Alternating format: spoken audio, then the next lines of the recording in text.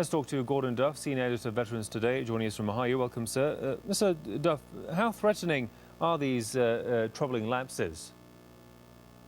The version of reality that we're getting from the Secretary of Defense is one for public consumption only. The problems go back as many as 2 decades. The United States Air Force, which controls the majority of America's nuclear weapons, was infiltrated by religious extremist groups. They took over the Air Force Academy. They had a clear agenda based on creating a nuclear war, forcing Armageddon. It's part of their religious philosophy. These failures that we're hearing of recently are only follow-ups of the 2006 massive failure where an entire plane load of nuclear weapons simply disappeared from the same command. And of course, in the past, there has been negligence with regards to these nuclear lapses. I mean, just how threatening is it for America? What would be the consequences of such negligence? Well, the idea that after all these years, the United States hasn't developed effective control measures for taking care of thermonuclear weapons is rather bizarre. The fact that you can misplace your watch, you can misplace your wallet. When's the last time someone misplaced half a dozen thermonuclear bombs? The United States has done exactly that. And the reason Hagel is speaking to people now is he's dealing with issues of strong anti-government behavior within some areas of the military and adherence by many of the people in the military to extreme right-wing political views that are seen as dangerous to the United States. Earlier, we had Secretary of State John Kerry saying that the nuclear stockpile of America is a key part of America's doctrine, defense doctrine. So how serious can the U.S. be in nuclear disarmament? The United States, the idea that the United States is keeping a massive nuclear stockpile and is not able to keep it safe is a threat to everyone. The idea that we worry about nuclear proliferation in other nations when our own nuclear stockpile is at risk. We spent years accusing the Russians of losing weapons. The United States has lost several already. It's as big a secret as we have, but on several occasions we've misplaced weapons. They're out there. We don't know where they are, and they're a threat to everyone. Many say that the nuclear arsenal of America is like a time bomb, and America is sitting on that time bomb. Is there any possibility when that time bomb will go off, and what would be the consequences, of course? It's a reality that rogue groups within the American military, and they exist, are capable of deploying nuclear weapons. We've had movies, 7 Days in May, Dr. Strangelove from decades ago looked at this potentiality, and this potentiality today is very real. This threat is very real. Indeed. Well, we'll leave it there for the timing. Many thanks to Gordon-Duff, Senior Editor of Veterans Today from Ohio. Thanks for your thoughts, sir. Hey, welcome to AllDayLive, and I'm WillPWilson. This is the Northwest Public Access Broadcasting from Seattle. We do this every week, AllDayLive. We're trying to do the best we can to bring information about what we think is important for the community to know about. People who are important reporters themselves, who we bring online through our broadcasting, which we broadcast online and on cable channel 22. 23 and 77 here in the Seattle area. And appreciate everyone watching tonight. I want to get right to our guests. I have Kurt Roy's in the background, if you can see him. Kurt, you're right there. Yeah, there you are. And what we're hoping to do is we've got some incredible guests tonight. J.B.Campbell, tremendous world-renowned author on many different things, and we're going to be honored to hear from him in just a second.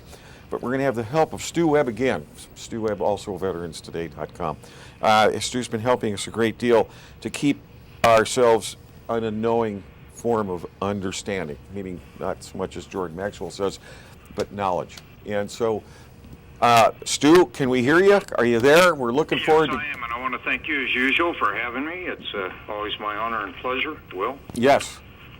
and I appreciate it. JB, Bruce Campbell, we're greatly honored to have you here tonight, and I wish we have a little bit better technology to work with. Maybe we'll soon, but we're doing the best we can, but we got quite a lot of people that can still hear us. And so it's a great honor.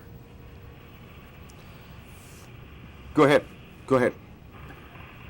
Well, first, I think that I'd like for Bruce to introduce himself and some of his background so people know where he's coming from. And tonight, to bring a solution that America can start doing, some of the ideas that he has, 3 basic steps that he's come up with, and his new defense strategy here, should we say. And with that said, Bruce, you want to go ahead? Well, thanks, Stu and Will. Yeah, I'm thinking that we really don't need to hear any more gloom and doom and how bad it is. We know how damn bad it is. And I think we're all interested in solutions rather than more complaints, more analysis, more diagnosis. So that's what I stand for. That's what America is supposed to be good at, is fixing things. Maybe we fix things not so good so far, but I think we can fix them if we really know what we're doing and what we want to do. But we can't do it politically through the constitutional system that we have. The Constitution is the problem. It is not the solution. A lot of conservatives like to say, geez, if we could only get back to the Constitution, then we would really have a good setup. Well, that's not true. The Constitution is the problem, and we have to abandon the Constitution and go back to the decentralized form of government that we started out with under the Articles of Confederation and Perpetual Union, until that was scrapped by the sinister Alexander Hamilton and the Federalists, who gave us a president, 2 houses of Congress, and a Supreme Court. And we can see where that got us.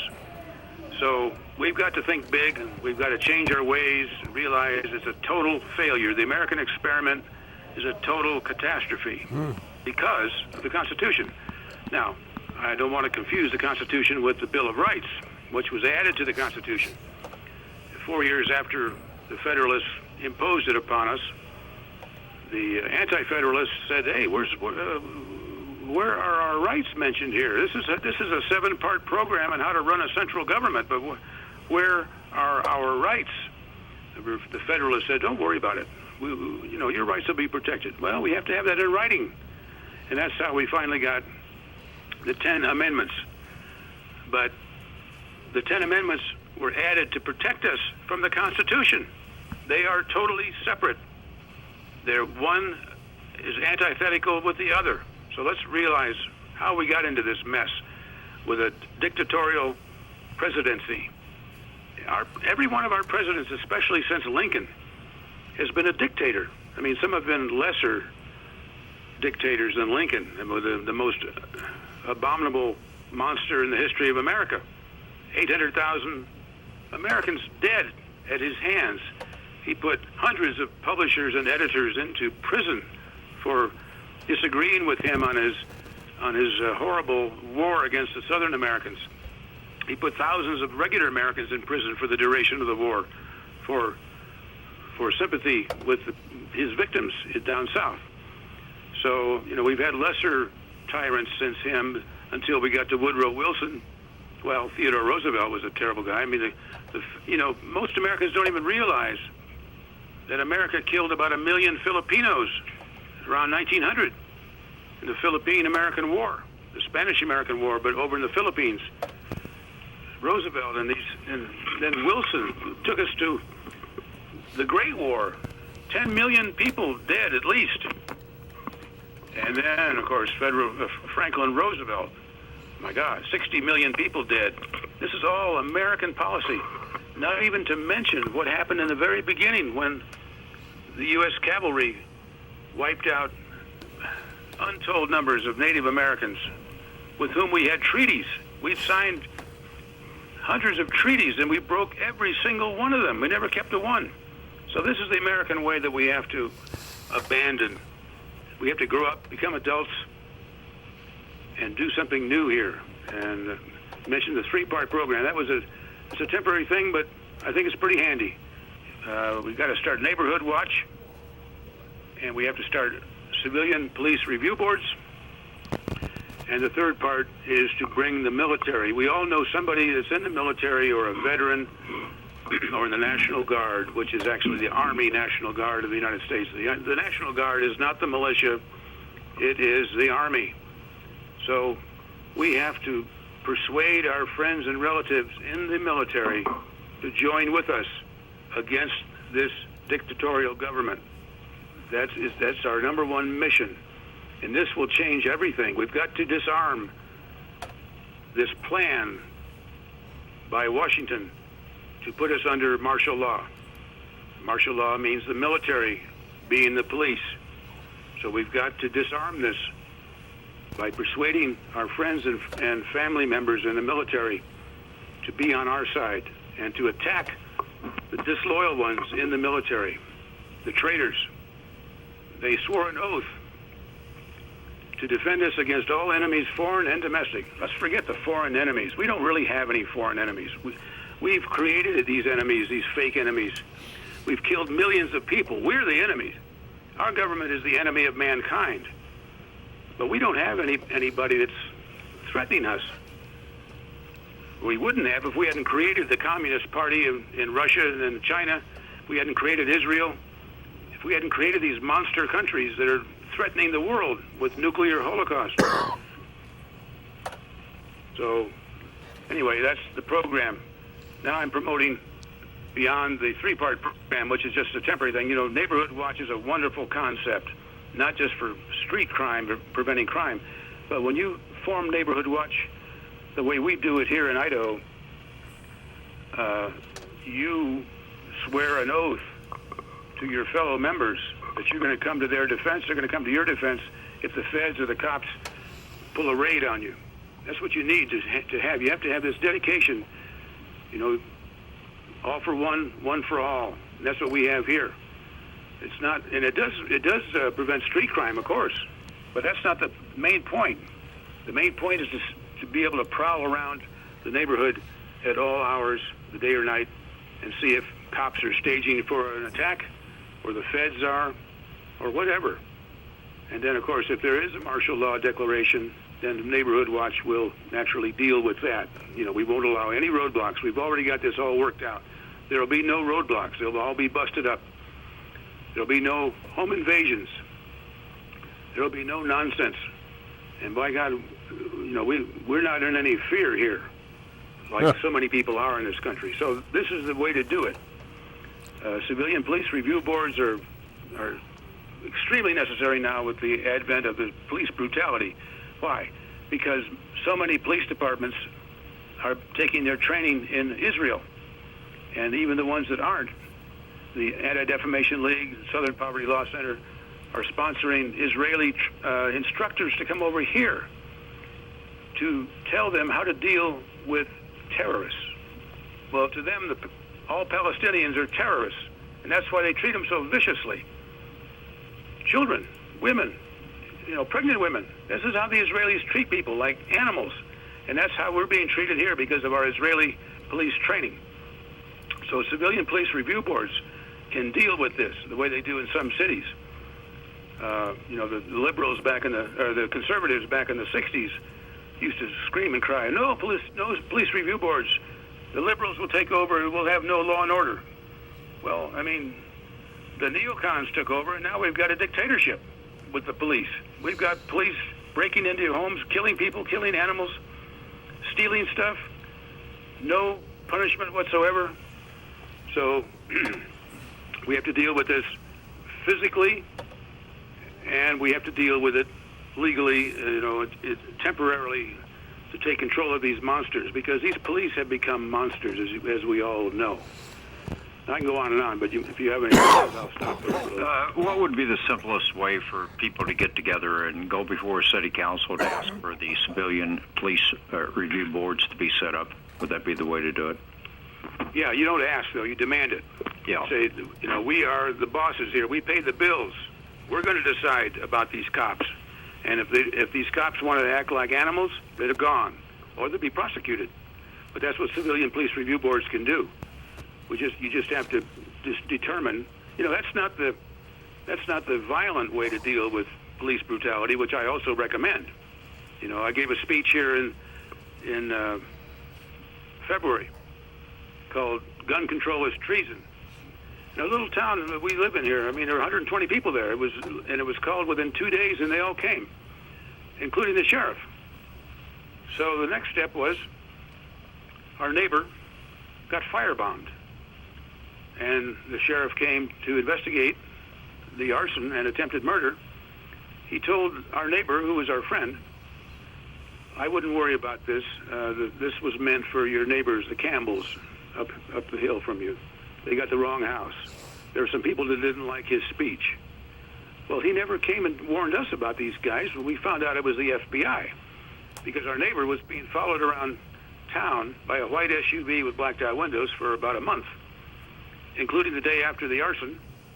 She made the license plate. She called somebody in her family who had connections. Turned out the plate was registered to the Jackson, Wyoming FBI office. So now we know who did the firebomb. America's #1 terrorist organization, the FBI. The same guys that did World Trade Center in 1993.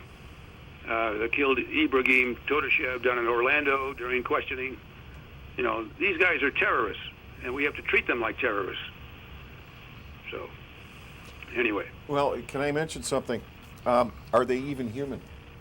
I know about the satanic covens, and the Northwest here is governed by, billionaire, trillionaire groups of families that are tied into crime syndicates, and behind the scenes that you aren't allowed to actually become a billionaire unless you're part of the satanic coven network here, apparently.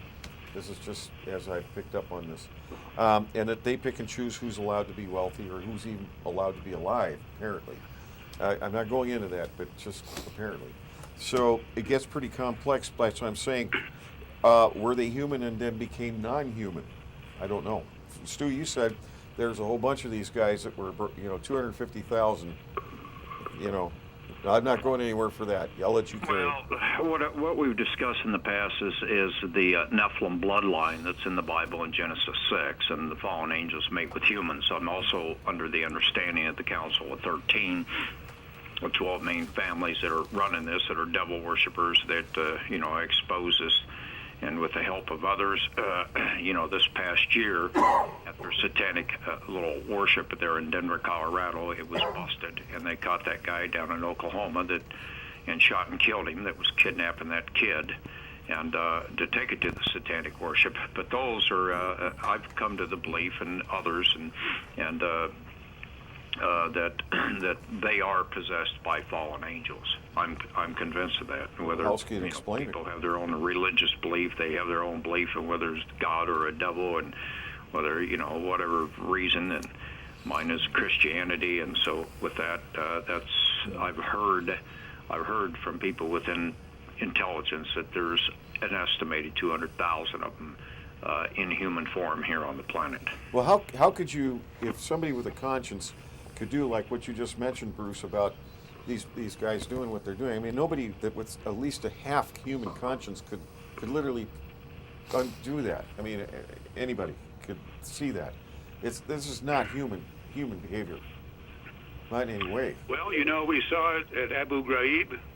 I don't think humans have ever seen this type of treatment of other humans, as we saw at Abu Ghraib or Guantanamo or Bagram or all the CIA black sites we're told about, including prison ships, Navy ships that are used as offshore prisons. This is like going back to the damn dark ages, what America stands for now.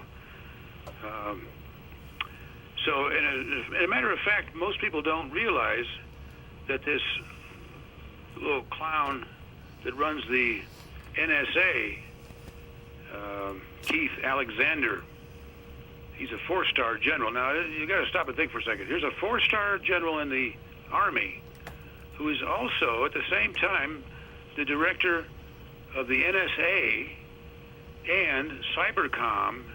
How the hell do you do this? You got 2-3 jobs. But anyway, when he was a 2-star during the Operation Operation Iraqi Freedom, he was a 2-star.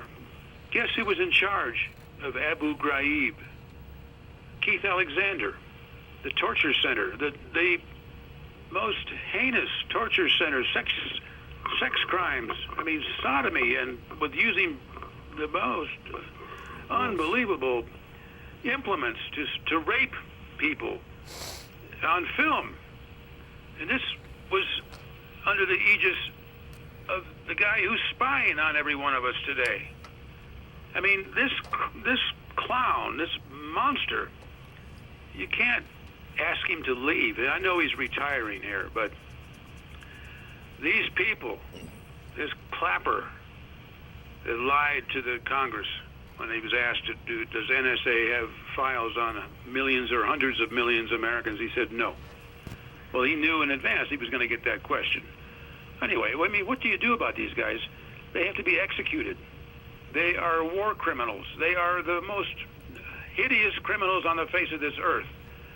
There's no way to, you say, I don't know anything about fallen angels or hybrids and all this stuff. I'm only concerned with what they do and what we're going to do about them. We have to punish them. They have to be brought to justice. And it's not going to be done by the Justice Department, obviously, who sends thousands of military-grade rifles to the drug cartels to deliberately to murder people. Isn't that amazing? So, yeah, it's just beyond description what this degenerate crowd has gone to. So they can't be prosecuted. There's no legal, systemic, procedural way to deal with what the Militia Act of 1792 called combinations too powerful for the ordinary course of judicial proceedings. That's supposedly what the militia was meant to counter, which I kind of liked. The rest of the militia, unfortunately, was working for the government. But there was that one phrase in the Militia Act that I liked when I started the militia back in the 80s. So that's what we have to do. We can't do it with the militia because it's been totally infiltrated by the feds and the cops and the Jews. You just forget about it. The militia is an antique word. I used it deliberately. I made it come to life again in the completely opposite way that it was designed by the government back in the old days. I made it from an auxiliary of the government into an anti-government thing. But it had a window of opportunity, and it failed because Oklahoma City shot it right in the head. And okay, so let's forget the militia. Now we go on to, I think we need a political party. I think we need a non-voting political party that seeks no power over the people, but total power over the totalitarians. We have to have the total power. And you look at the last election, about 150 million registered voters in that election, but only 150 million registered voters, only about 127 million of them voted in the last election. But there are about 207 million Americans who are eligible to vote, and of them about 80 million did not vote in that election. Now, I'm saying we mustn't ever vote again. Voting only gets us into trouble. We've gotten where we are today by voting and giving power to people over us. It's insane. Now, many voters vote out of habit or resignation with the excuse that it's the lesser of two evils. It'd be better to have the lesser of two evils having power over us than the greater of two evils. But once he gets in office, the lesser of two evils always becomes the great evil. So we got to forget this childish belief in voting, because it's all run by vote fraud anyway. We know every damn election is decided by vote fraud. So what are we thinking? So I'm saying let's have a political party, because we have to have something that has an identity and strength, and so people can identify with each other. And if you're a member of the party, then other party members will come to your aid the way we do here for ourselves here in the Valley, in Idaho. So there'll be advantages. And of course, people say, well, but it'll be infiltrated just like the militia was. Yeah, but the militia didn't have a mechanism for security. The party would be self-protective. There, treachery and treason would be punished very, very harshly, because you know what the penalty for treason is. There's only one penalty for treason, and that's the party has to be willing to defend itself from provocateurs, agents, cops, feds, Jewish agents, all this stuff that we've been faced with. And if we do that, then we'll have something. The militia didn't have any such thing. There was no means of security. So we have to forget the dichotomy of the Republicans versus the Democrats, or the conservatives versus the liberals, or whatever. The dichotomy should be government or no government. And it's not anarchy that I'm preaching here, because there's still going to be all state governments. Nothing will happen to the state governments, and they're bad enough. They've got to be dealt with too. But there is no evil that matches the evil of the federal United States government. We can't even describe the things that the federal government has done to people. In the last 20 years, millions of Muslims have been killed by the United States government. Millions. And they plan the same thing for us here. We know that now, in many, many ways. So it's time to grow up and become adults and protect ourselves from these monsters, because they have only one goal in mind, and that is our total domination. I agree with you. We're going to take a break here in just a second, about 2 minutes. Anything, Stu, you want to add to that real quick? No, I'm other than I'm in agreement and support what Bruce is saying. I think it's an excellent idea. I think if we could get everybody in the so-called Occupy movement, to realize the younger generations out here. We could get a lot of the older people. There's all these different groups that have joined, the We Are Change, the Occupies, and all the others. If they would take this idea and run with it, I think we could turn the country around. Because remember, the Department of Homeland Security was created for one purpose, and that's for eventually to take over everybody and to dominate and control everybody for this Zionist, I call it the Zionist Illuminati agenda. This 12 families that control 90 to 95% of the economies, 97% of the economies worldwide. And now they're controlling 97% right here in the United States. And they're robbing and looting us and everything else, and they're using, our public officials, our peace, they should be called peace officers, not police, because that's a real role. They're using them, and these people are following orders for a paycheck, and they need to be stopped. And so I think that what he's talking about as far as his review board, I think is an excellent idea. I think the other thing regarding your neighborhood watch is an excellent idea.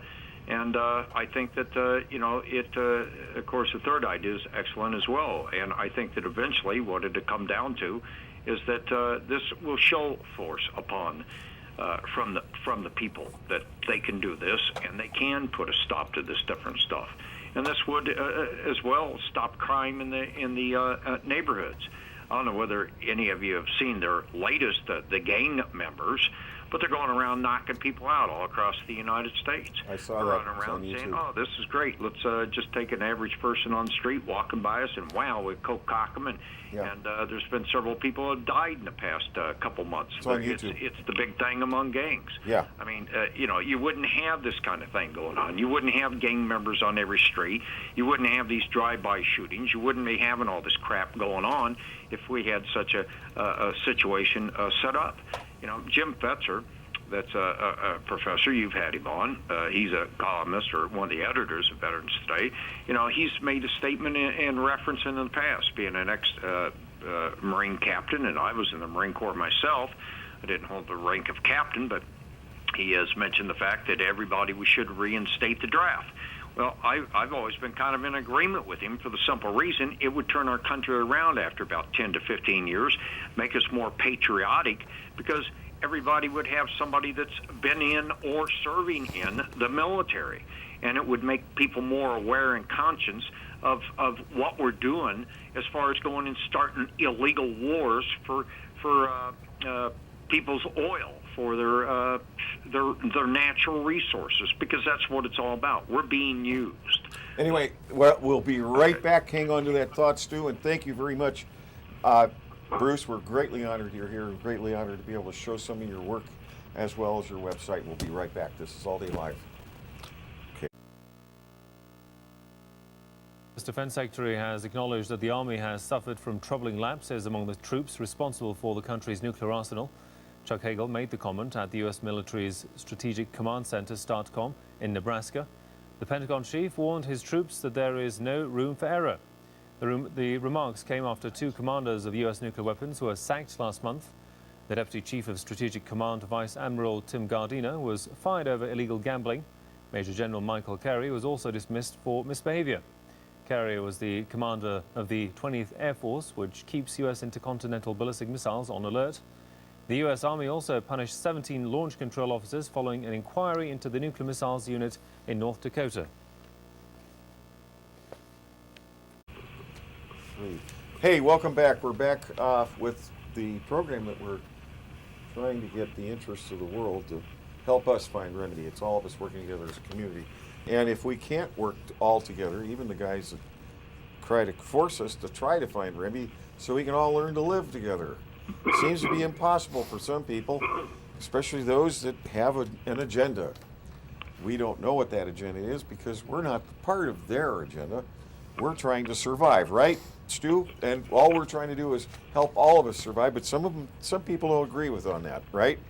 I mean, it seems to be that, don't ask me how they come up with these agendas, but I don't want to be in the crosshairs of somebody with an agenda that has created the deaths of millions of people, as you've explained.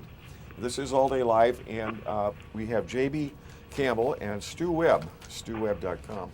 And I'll let you carry it from there, Stu. I'm greatly honored. Go ahead. Well, I think I would like to sit back and let Bruce continue in suggestions of whatever else he might think of in this next half an hour.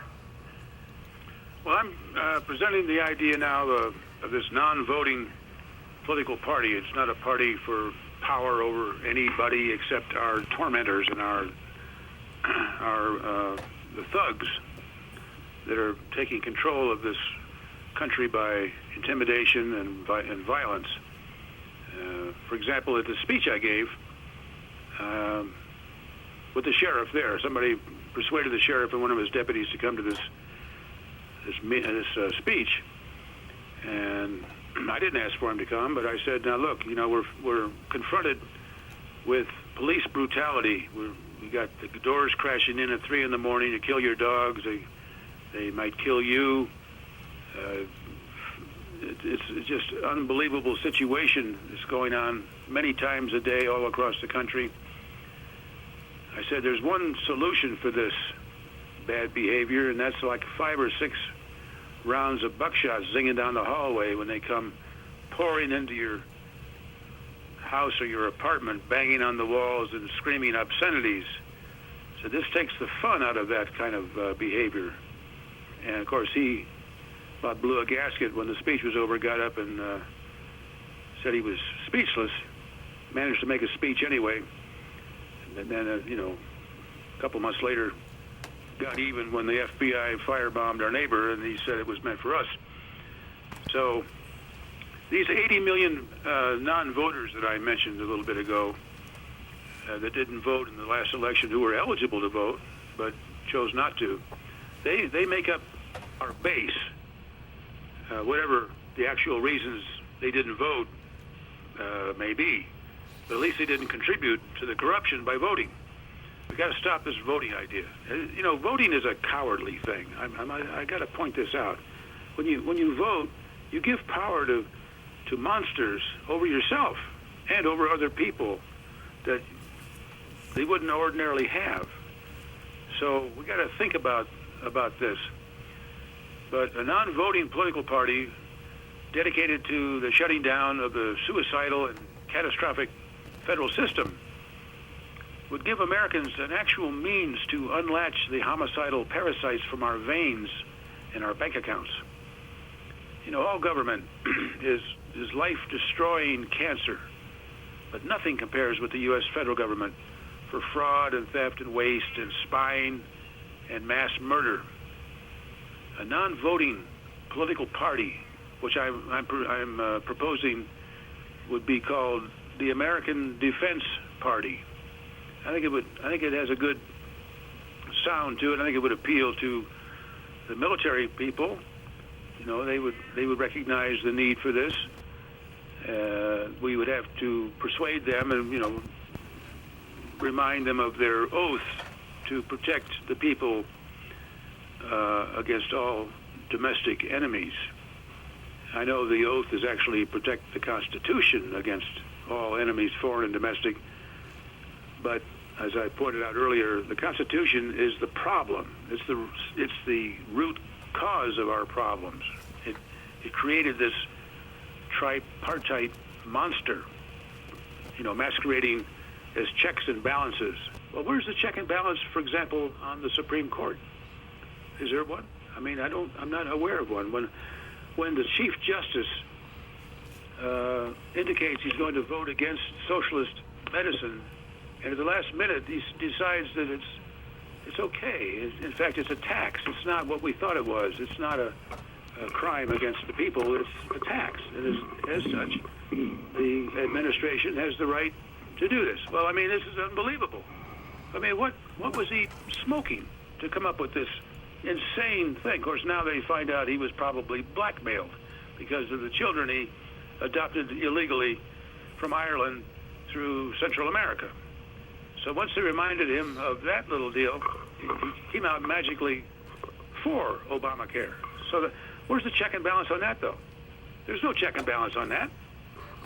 Once he says it's good, it's the law.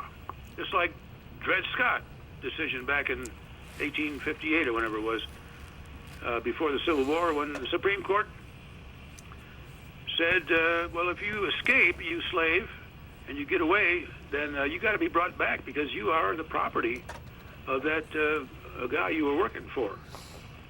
I mean, that's the kind of mentality that we've had to deal with in this country. And I know they try to sweep it under the rug, but that's the kind of thing we're up against. Is this? And then in 1918, the Supreme Court said it was okay to draft militiamen to go overseas to fight in the war that was already over. But somebody sued, but the Supreme Court said no, that was okay. Well, I'd like to know where in the Militia Act of 1792 it said that militiamen could be drafted to fight overseas. You know, totally. Well, there you go, though. I mean, but where's the check and balance? There's no check and balance on that sort of thing. Once they say it, it's in concrete. So this has to be overthrown, and it cannot be done legally. It cannot be done by a congressman or a bunch of congressmen. We can't do it. Anyway, so we have to. I stand for overthrowing this insane, corrupt federal government by force and violence, and the non-voting political party would be doing this. That would be the formalization of what we are doing. And basically, Bruce, it could be done by following these steps and doing these things without turning into a violent situation as well. How, though? I mean, with the way we are set up now, you see, we've got the Patriot Act, we've got the National Defense Authorization Act, we've got the Military Commissions Act, we've got the Trans-Pacific Partnership, we've got Obamacare. These congressmen, these parasites, they don't even read the bills. They're told how to vote on them. Nancy Pelosi said, well, if we want to know what's in Obamacare, we need to pass it first. We'll read it after we pass it. What the hell is that? That's the American system. It's always been that way, but now it's out in the open. So no, there's no legal way to do this. There's no procedural way. They've robbed us of this way.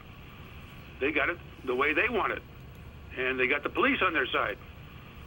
And what we have to do, though, is get the military on our side. The most radical thing we can do, whether it's through the political party I'm proposing, or the three-part program I'm proposing, the most radical thing we can do is to take away from them the military guys and put them on our side. That's something we can really, really do, because we all know somebody. We don't have to get everybody.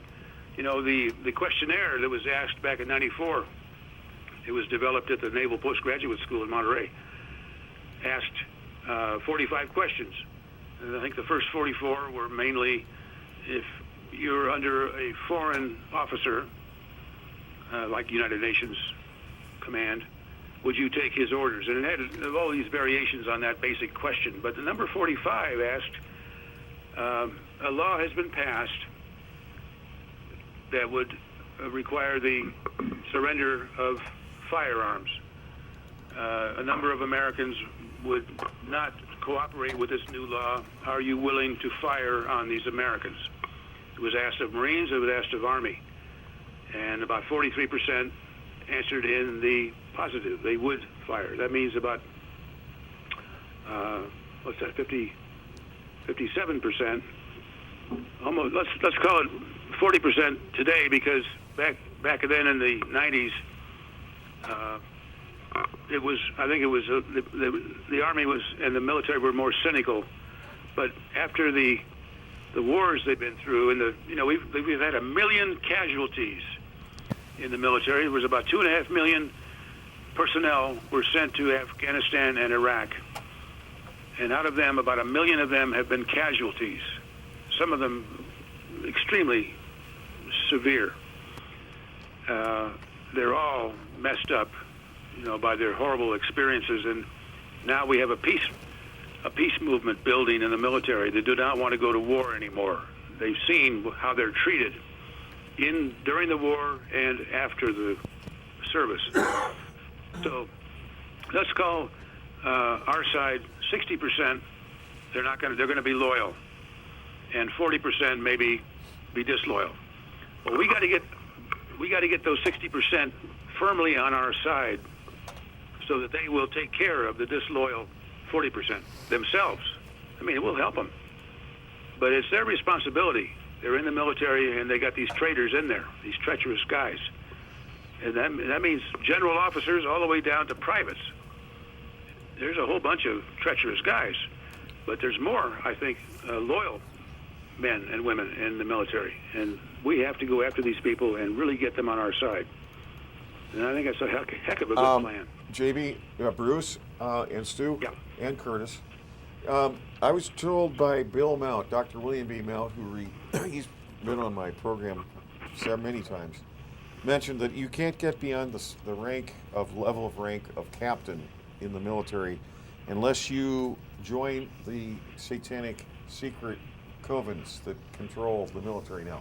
And I've been told this by many other people who have been in the military, that this is true, and that they approached them and that they had to become a part of the satanic coven, or and most of them left because of that. The people I've talked with, and apparently our whole military is now controlled by worshipers of Satan. This is what I've been told. Just so you know.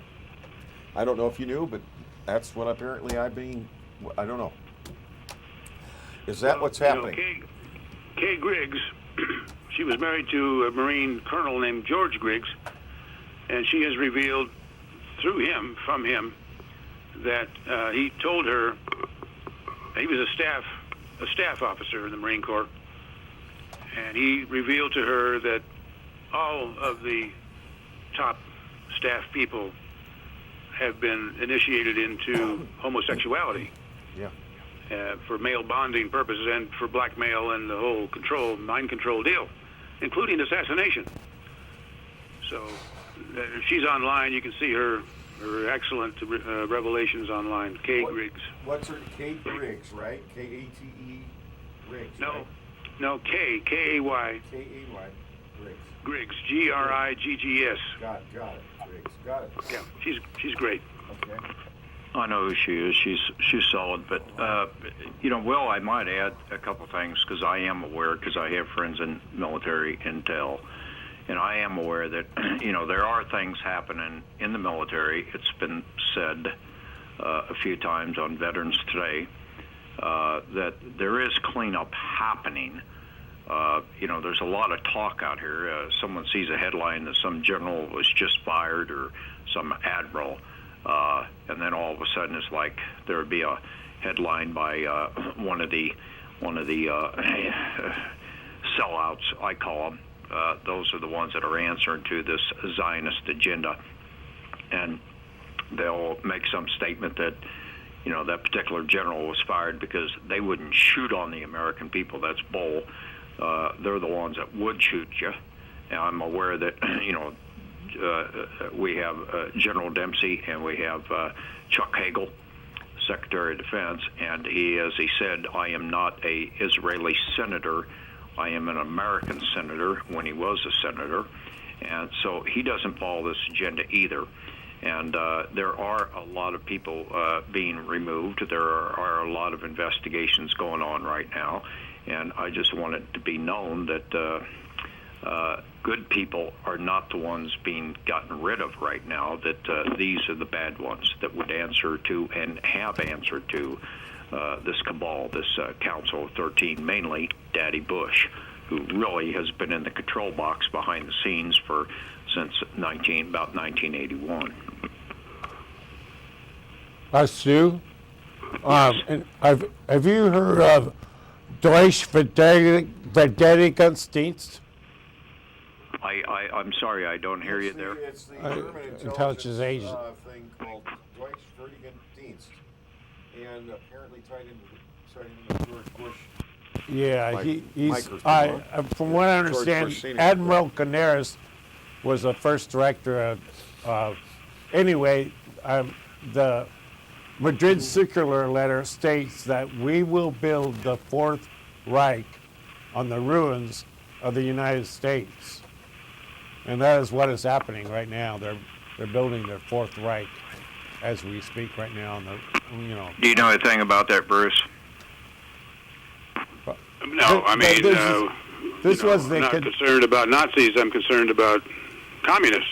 And we got a communist president, and we got a totally mad advisor named Zbigniew Brzezinski, who seems to be in total control of Obama. Obama was his protege. And Brzezinski, the founder of the Trilateral Commission and Carter's national security advisor, and the man who created Al-Qaeda, admittedly, he doesn't deny it. Now we're supporting Al-Qaeda in Syria and Libya. Anyway, Brzezinski seems to have the goal in his pointy little head of going to total war with Russia and China. This seems to be the overall plan. So I'm not concerned about the Fourth Reich or Third Reich or, that's history. What we got to deal with now is the Zionist and Marxist, and Brzezinski is a Marxist. He praised Marx in his seminal book the Technotronic Between Two Ages, or whatever it was, that created the Trilateral Commission back in the 70s. He praised Marx. So that's what we've got to deal with, is the Marxist mentality, whether it's Jewish or Obama or Brzezinski. It's all taking us towards this nightmare totalitarian society that these guys dream about. I was always trying to pin down somehow so I could identify in my own mind the neocons. What the hell is...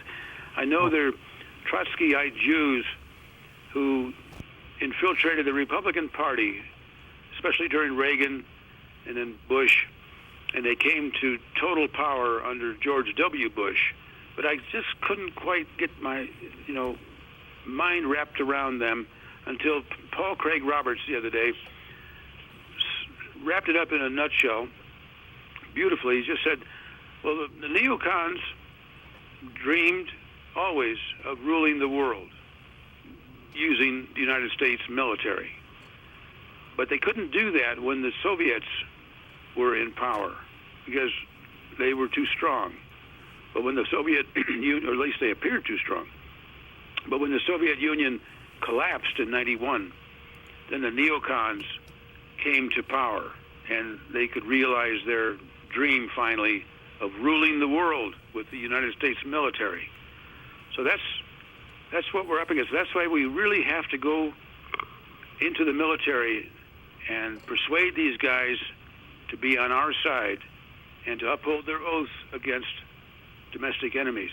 That's what we have to do, and it's a great and radical plan, and I'm sure it scares the bejesus out of the Council on Foreign Relations. The real policy-making group in America is the Council on Foreign Relations, and this is been my plan from the beginning in the militia days to create a gang to help me go against this evil, invisible government that rules American government.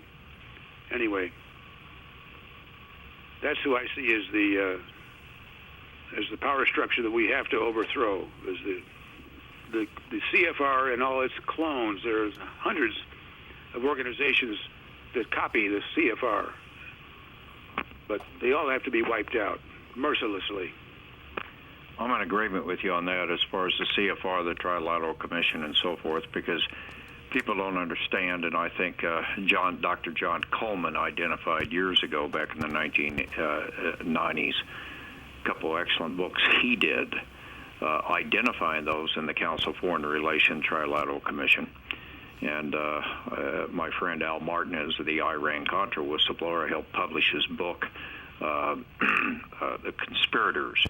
As Al used to say, he said, you take the Council of 13, those 12, which is Leonard Mellman, and back then it was some other names, but it's Leonard Mellman and Larry Mizell and Daddy Bush and Henry Kissinger and David Rockefeller and Meyer Rothschild and Anwar Ben-Shiri, the head rabbi in Israel, and this Pope Benedict had just resigned, and a guy named Warburg, as he says, you take the trilateral, or you take the Council of 13, the devil worshippers, and you take the ones directly underneath them.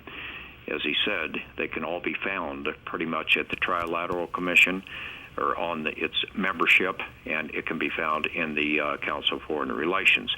And he says if you exterminate those, he says you knock the top off the monster. Now you're talking. That's what this political party would stand for, is exactly what you said. Now, you served in South Africa. Tell the people about what you did. Or can you? Well, it was Southern Africa, not South Africa. I was in the country right above South Africa, in what was called in those days Rhodesia. Today it's called Zimbabwe because we lost. But I went over there in '71 on business, and I was just a kid. But a couple years later, I went back and joined up with the British South Africa Police. It's an old-fashioned name for the Rhodesian police. And I got into the anti-terrorist group of it called Support Unit. It was white officers over African constables and sergeants, but it was like the military. It was not police at all. It was strictly anti-terrorist work. I did that for a couple of years, and it was a defining experience of my life. It made me who I am.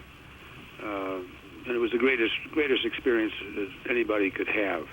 It was just wonderful. Except that we lost. I mean, we were sold out by the Rhodesian leadership because they caved in to Washington and London and the UN. But there you had an example. See, I've written an essay recently called Communist America, because America is communist. America has foisted communist parties on every communist country in history, starting with Russia in 1917. America put Trotsky and Lenin in power in 1917. America put Mao Zedong in power in China in 1949. America put Castro in power. America put the Jews into Palestine. They're communists. They masquerade as Zionists, but they're actually communists. I mean, there's nothing more communist than a kibbutz. That's a pure communist commune, and it's really an oppressive communist lifestyle. Anyway, America has done all this. I'm going to mention we got 3 minutes left. Stu, give us some links, information that we can hear from Bruce again. We're greatly honored to have you here, Bruce, and I know it takes a lot of courage. I'm greatly honored to be able to have the chance for people to hear you. That is something that I want you to realize. And it's our honor. I want you to mention that. Thank you. And Stu, also for you as well. And also Kurt, thank you. As we're getting close to the end of the program here, we got about 2 minutes left. Bruce, any one last statement? Okay, well, I'd say the political climate in America is ripe for radical change. The neocons, like I said, who took control of the Bush and Obama administrations have brought only chaos and hardship to America and mass death and misery to the peoples of the world. The neocons have plotted to rule the world for decades, like I said, but once in power, demonstrated only ineptitude and failure at everything other than destruction, which they're very good at.